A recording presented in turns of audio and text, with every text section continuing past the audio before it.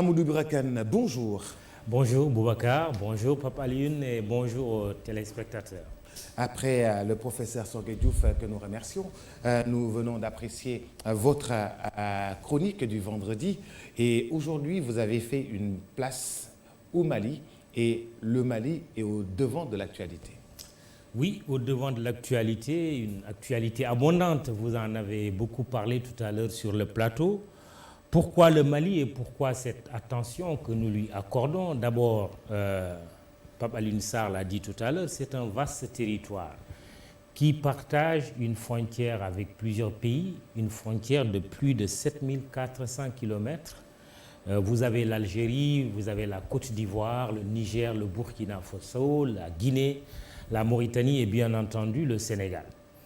Un tel pays, quand il est en crise, il impacte naturellement un rayon assez large. Le Mali connaît une instabilité liée au djihadisme depuis plusieurs années, 2012-2013, avec plusieurs forces aujourd'hui sur le terrain, des groupes djihadistes, mais aussi les forces maliennes, naturellement, le pouvoir central. Vous avez la France à travers Barkhane, vous avez la MINUSMA, dont le Sénégal est membre d'ailleurs. Vous savez que le Sénégal a envoyé également des troupes au Mali. Une instabilité quasi chronique. Déjà, si on remonte à plus loin, vers le début des années 90, le départ de Moussa Traoré, ATT1, Amadou Toumani Touré, et puis ATT2, jusqu'à son départ du pouvoir. Vous avez Alpha Omar Konaré, vous avez aujourd'hui Ibeka. La stabilité, le Mali l'a connue après le départ de Moussa Traoré, surtout avec Alpha Omar Konaré, il faut le dire. On a eu ATT1 qui a géré la transition, 1 an, militaire, il est parti, il est revenu. Et ATT2 a été moins bon que ATT1, parce que n'oublions pas que le consensus mou de Amadou Toumani Touré, que nous appelons ATT, bien entendu, a été pour beaucoup à l'origine de cette instabilité, de la prise de pouvoir pratiquement par les groupes djihadistes. Aujourd'hui, le territoire malien échappe, mais pour l'essentiel au contrôle du pouvoir central, perte de légitimité, même si au départ Ibeka avait été bien élu, mais au fil du temps, aujourd'hui cela se constate. Mais n'oublions pas une chose aussi, vous avez un opposant, son principal opposant aujourd'hui qui est entre les mains des djihadistes, qui est pris en otage, Soumaïla Cissé. Du coup, le terrain, l'espace a été laissé vide. Aujourd'hui, il est occupé par un imam, l'imam Mahmoud Diko. C'est pour cela d'ailleurs que cette expédition de ces 5 chefs d'État africains doit être comprise dans le sens qu'ils ne souhaitent pas que, quand même, à la suite d'une situation de confusion comme ça, qu'un président parte dans de telles circonstances, même s'il y a un problème de légitimité, et qui va venir. Je veux dire qu'aujourd'hui, c'est un imam, quoi que l'on dise. Dès que vous dites imam, c'est la terre qui tremble. Cela donne des idées. Non pas qu'il faut remettre en cause la démocratie ou le choix malien éventuellement d'élire un imam ou un prêtre. Ce n'est pas ça le problème. C'est qu'il y a une situation telle que de confusion.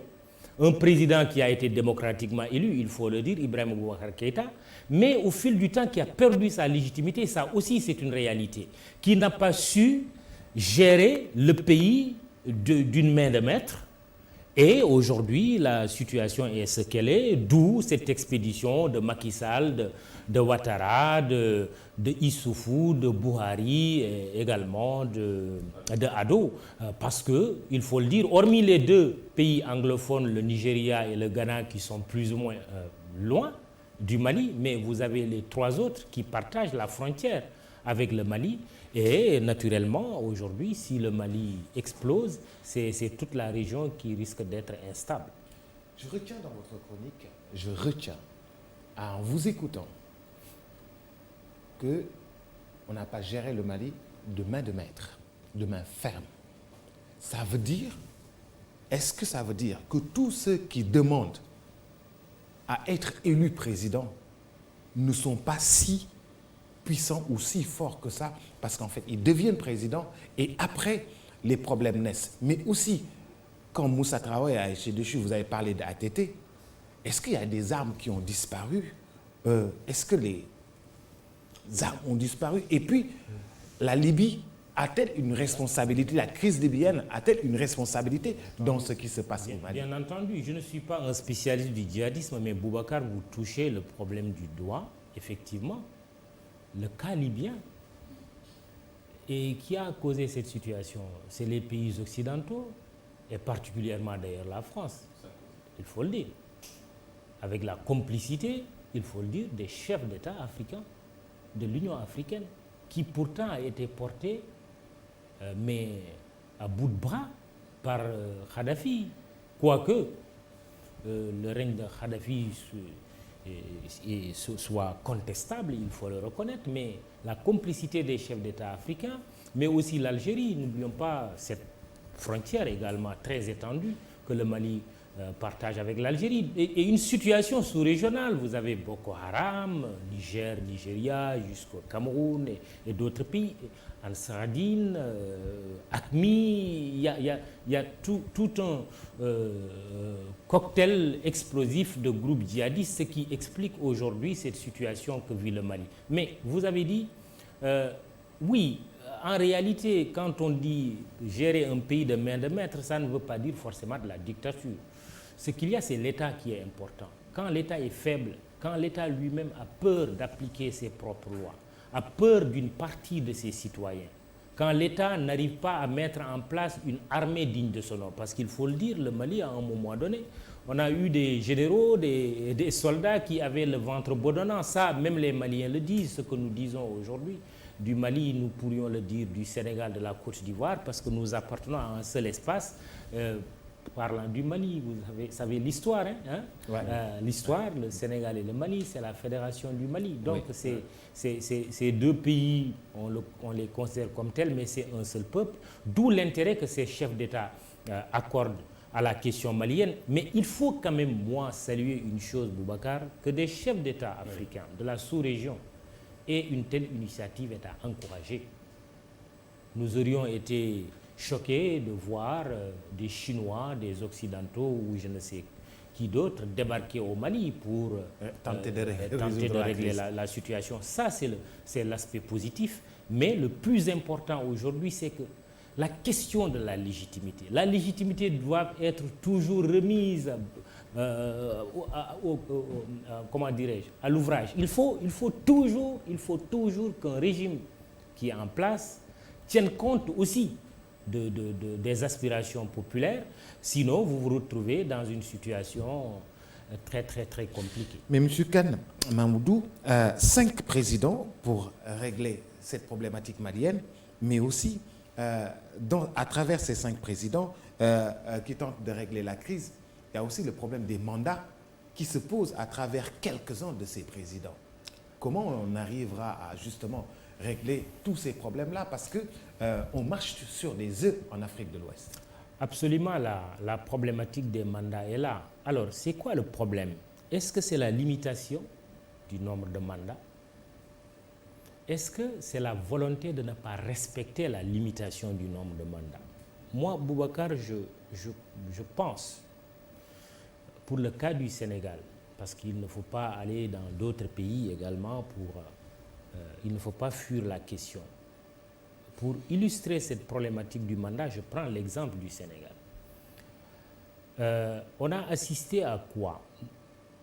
Le Sénégal a obtenu son indépendance politique après des années et des années de colonisation. En 60, nous avons eu Senghor comme président. Jusqu'au 31 décembre 80, il décide de partir. Bien entendu, en faisant l'analyse concrète de la situation concrète, comme disaient les autres. Il est parti après 20 ans de pouvoir. Abdou Diouf est arrivé, il a fait presque 20 ans, 19 ans. Abdou Diouf a fait 3 mandats. 3 mandats. Et quand il y a eu un changement introduit par Abdou Diouf sur la question de la limitation du mandat, très tôt, il a dit ce mandat-là que je suis en train d'exercer, il n'en fait pas partie. Il n'y a pas eu beaucoup de polémiques, même si à l'époque, je me souviens des professeurs Abdoulaye Bathily et autres, Ahmad Dansokho et même Maître Abdoulaye Wade avaient trouvé quand même à redire. Mais il n'y a pas eu cette grosse polémique à laquelle nous avons assisté en 2010, 2011 jusqu'en 2012, pardon, avec le président Abdoulaye Wade, qui avait dit « j'ai bloqué le nombre de mandats à 2 », mais qui a pris après la décision de se présenter. Et le Conseil constitutionnel lui a donné raison. Ça aussi, il faut le reconnaître, même s'il y avait une rupture totale entre cette volonté du président Abdoulaye Wade de se représenter pour un 3e mandat et les aspirations de la population qui avait considéré que c'était fini pour lui. Aujourd'hui, vous avez Macky Sall qui est face à la même situation. Le nombre de mandats est limité à 2. Lui-même a eu à faire des déclarations, il faut le dire, en disant que s'il était réélu, qu'il exercerait son dernier mandat. Mais des constitutionnalistes, et je dois dire que le professeur Babacar Gueye et le professeur Zouanke, déjà lors de la révision constitutionnelle de 2016, ont alerté d'abord le professeur Babacar Gueye dans une autre émission assez bien suivie à l'époque, en disant il y a un problème parce que nous avons fait sauter les dispositions transitoires. Il faudra rattraper cela parce que sinon, ça risque de créer des problèmes demain. Et c'est au sein même du pouvoir qu'on a eu les réactions les plus virulentes, pour ne pas dire violentes, pour dire que le professeur posait un débat qui n'avait pas lieu d'être. Mais à quoi nous avons assisté il y a quelque temps, n'eût été cette crise du Covid ou de la Covid-19, on était en plein dans une polémique au sein même du pouvoir, parce que c'est des personnalités de premier plan du pouvoir qui ont commencé à poser le débat. L'opposition n'en a pas beaucoup parlé. Aujourd'hui, on entend aussi au sein de l'opinion des alertes. Ah oui, la limitation du nombre de mandats. Moi, je pense qu'il faut avoir le courage, Boubacar Diallo. En le disant, on risque d'être même lynché. Mais le Sénégal doit avoir le courage de questionner la limitation du nombre de mandats présidentiels. Pourquoi je le dis? Demain, vous serez élu président de la République. Boubacar Diallo, dans les mêmes circonstances, le débat risque de se poser. Les pays qui ont limité le nombre de mandats, ils sont arrivés à ce consensus à la suite d'un long processus. La France, c'est seulement en 2000, avec Jacques Chirac, qu'ils ont, de manière formelle, décidé de la limitation du nombre de mandats. Même s'il y avait une sorte de tradition républicaine, démocratique, qui faisait que Mitterrand, même s'il avait la possibilité de se représenter en France pour un 3e mandat, avait décidé de ne pas y aller. Parce que pour les Français, le nombre de mandats présidentiels en France se limite à 2. Aux États-Unis, il ne viendrait pas à l'esprit d'un seul président de dire « je vais faire 3 mandats ». Vous faites 4 fois 2, parfois vous n'êtes même pas réélu, vous partez. En France, c'est arrivé avec Hollande, c'est arrivé avec Sarkozy. La question du mandat doit être posée en Afrique et au Sénégal. Il faut avoir le courage de le faire pour la stabilité de nos pays. Parce qu'il y a quand même une chose, c'est cette déloyauté dont font montre vos plus proches collaborateurs dès que vous êtes réélu, qui considèrent que c'est terminé, il joue sa dernière carte. C'est des querelles, c'est des batailles de positionnement et on se demande qui travaille finalement pour le pays. Est-ce que c'est un mandat limité à 2? Est-ce que c'est un mandat unique? Ou est-ce qu'on doit avoir un consensus fort et définitif en disant, écoutez, il n'y a pas de limitation, c'est arrivé dans notre pays, il en existe dans d'autres pays, comme l'Allemagne. Une démocratie se nourrit du débat, elle ne se nourrit pas de la dictature. Il faut oser poser le débat parce que sinon, le mandat risque d'être un mal profond pour nos pays. Pour terminer, les constitutionnalistes ont parlé, les gens ont touché la Constitution, ils ont dit 2, aujourd'hui c'est 2. Mais est-ce que pour l'actuel président, le 2, j'ai déjà fait 1, mais quand on touchait la Constitution ou quand on révisait, j'avais déjà fait 1. c'est un problème. Mais comme vous le dites, posons le débat. Il faut que les Sénégalais en parlent. Il faut que le président... Il reste, je pense, 1000 jours, 1000 et quelques jours. Oui, il y a un journal qui a fait même 1000 et... Qui a commencé le décompte. Oui. Et ce décompte-là, ce journal-là a fait, nous a ouvert l'œil. Oui, bien inspiré, il faut le reconnaître. Qui a commencé le décompte. Et si ce journal-là commence à faire moins. Mais croyez-moi, Boubacar, ce journal n'est pas le seul à faire le décompte. C'est au sein même du pouvoir aujourd'hui que le décompte se fait le mieux, ou pour ne pas dire le plus. D'accord. Est-ce que c'est maintenant qu'il faut poser le débat ou c'est après? Peu importe. Cette question, elle doit être traitée de la manière la plus responsable, d'abord au niveau de la classe politique dans son ensemble, mais aussi c'est une question citoyenne, mais qui pose également un autre débat, Boubacar, c'est l'éthique en politique. C'est le respect de la parole donnée, qui est une réalité également chez nous, il faut le dire. Quand bu kilifa joxe kàddoom ma wax ko ci wolof dañuy jàpp ni kàddu gi sax moo ëpp signature am. Donc vous voyez, c'est un problème de société, c'est un problème socio-culturel. Il faut oser en parler. Sinon, c'est la porte ouverte à toutes les dérives. Et dernière chose, parlant de régime, de mandat, mais de légitimité, aujourd'hui, si la question malienne intéresse tant, c'est qu'on s'est rendu compte qu'on peut être bien élu et au fil du temps, voir sa légitimité s'effilocher. Le Sénégal aujourd'hui se trouve dans une situation où le président Macky Sall, il me semble, est obligé d'élargir la base de son régime. Il est dans une situation d'obligation de réconcilier son régime avec le peuple. Parce qu'il y a eu des querelles intestines au sein du parti au pouvoir récemment qui ont tellement choqué l'opinion. Et cette crise que nous sommes en train de vivre, qui n'a pas encore dit son dernier mot, crise multiforme, crise sanitaire, mais crise économique, crise sociale, peut-être crise politique demain. Cela, comment dirais-je, invite à une réflexion au niveau du président de la République, de son régime de manière générale, mais cela interroge également toute la classe politique pour se demander que si nous n'y prenons garde, est-ce que cette situation qu'on est en train de vivre ne pourrait pas être source d'instabilité? Cela va au-delà de la politique politicienne, cela concerne le pays et sa stabilité, parce que ce qui arrive au Mali, ce qui est arrivé déjà en Côte d'Ivoire et qui est aujourd'hui dans une situation extrêmement compliquée, une situation dans laquelle aujourd'hui on se demande, est-ce que le président Ouattara, qui a perdu son premier ministre récemment, ne va pas en tirer prétexte pour se représenter? On a vu la crise ivoirienne avec le départ de Gbagbo a fait plus de 3000 morts, etc., etc.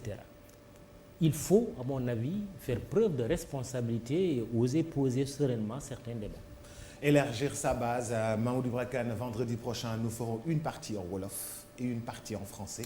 Waaw, d'accord na. Waaw, d'accord. Beneen bi séeréer quoi. Waaw, ben séeréer bi on verra parce que Antoine damay bañ mu ñëw toog ne lu ngeen fi wax du noonu mais vraiment bëgg naa bii di ñëw ajjuma bii di ñëw ñu def benn pàcc bi ci français. Waaw. Benn pàcc bi ci wolof. Ci sa chronique bi ñu diviser ko yenn yi ñu wax ci wolof. Parce que dafay am solo, n'est-ce pas Papa Alioune Sall? Oui, c'est vrai. Dafay am solo. Dafay am solo. ñoo ngi lay gërëm bu baax di la sant. Jërëjëf, xalaat yi ngay bokk ak ñun, xalaat yi ngay bokk ak waa Sénégal ak adduna bi yëpp par ajuma. Xalaat bi day jàll ci rajo bi, xalaat bi day jàll ci Facebook. Xalaat bi dafay ñëw tamit ci télé bi. ñoo ngi lay gërëm bu baax di la sant. Jërëjëf, merci Boubacar Diallo. Papa Alioune Sarr, merci. C'est un plaisir. Plaisir partagé. Mbokk yeeg xarit yi ñoo ngi dellu si waat léegi ci ñaareelu pàcc bi.